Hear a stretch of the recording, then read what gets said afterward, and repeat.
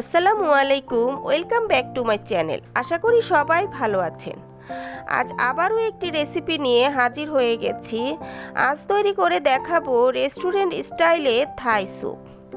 আমরা বড় বড় রেস্টুরেন্টে গিয়ে এই রেসিপিটি মজা করে খেয়ে থাকি। মজার এই রেসিপিটি যদি বাসায় তৈরি করে ফেলা যায় তাহলে কেমন হয়? চলুন তাহলে রেসিপিটি দেখে নিই।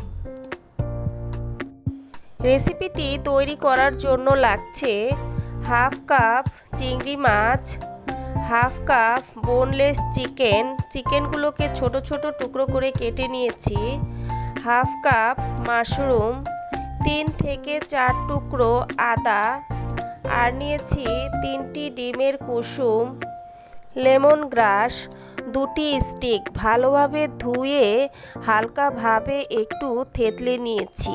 এরপর লম্বালম্বিভাবে কেটে নিয়েছি।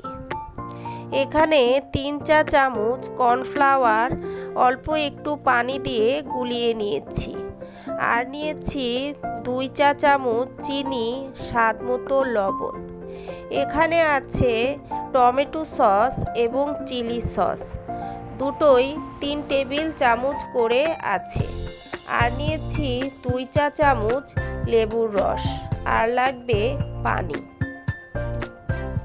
এখন সবগুলো উপকরণ একটি ফ্রাই প্যানের মধ্যে ঢেলে নিব। বন্ধুরা, যারা এখনও আমার চ্যানেলটি সাবস্ক্রাইব করেননি, প্লিজ চ্যানেলটি সাবস্ক্রাইব করে দিবেন।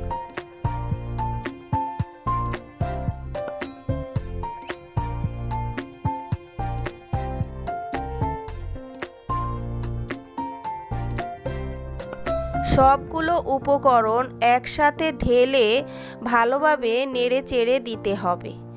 এরপর পানি দিয়ে আবারও ভালোভাবে নাড়তে হবে। সব শেষে লেমন গ্রাস দিয়ে চুলায় বসিয়ে দিব।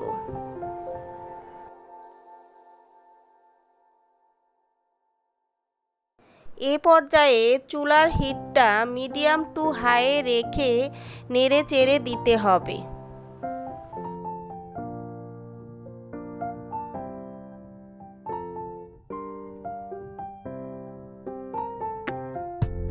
অনবরত নেড়ে চেড়ে দিতে হবে, তা না হলে দলা পেকে যাওয়ার সম্ভাবনা আছে।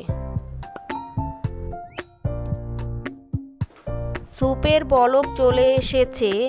এ পর্যায়ে চুলার হিটটা মিডিয়ামে করে দিতে হবে।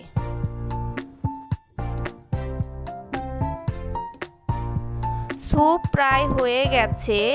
এ পর্যায়ে দিয়ে দিব 1 চা চামচ গোলমরিচের গুঁড়া, 5-6টি কাঁচামরিচ দিয়ে আবারও ভালোভাবে নেড়ে দিতে হবে।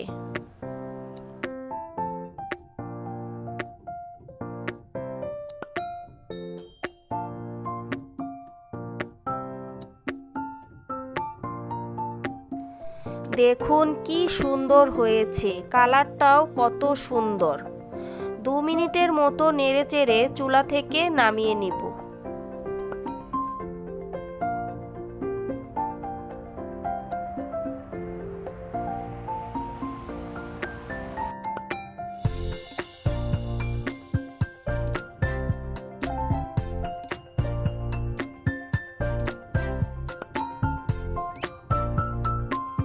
তৈরি হয়ে গেছে মজাদার রেস্টুরেন্ট স্টাইলে থাই স্যুপ।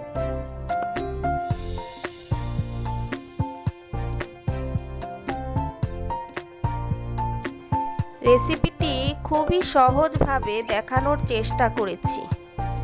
রেসিপিটি কেমন হয়েছে? যদি ভালো লেগে থাকে তাহলে লাইক, কমেন্ট, বেশি বেশি শেয়ার করতে ভুলবেন না। আল্লাহ হাফেজ।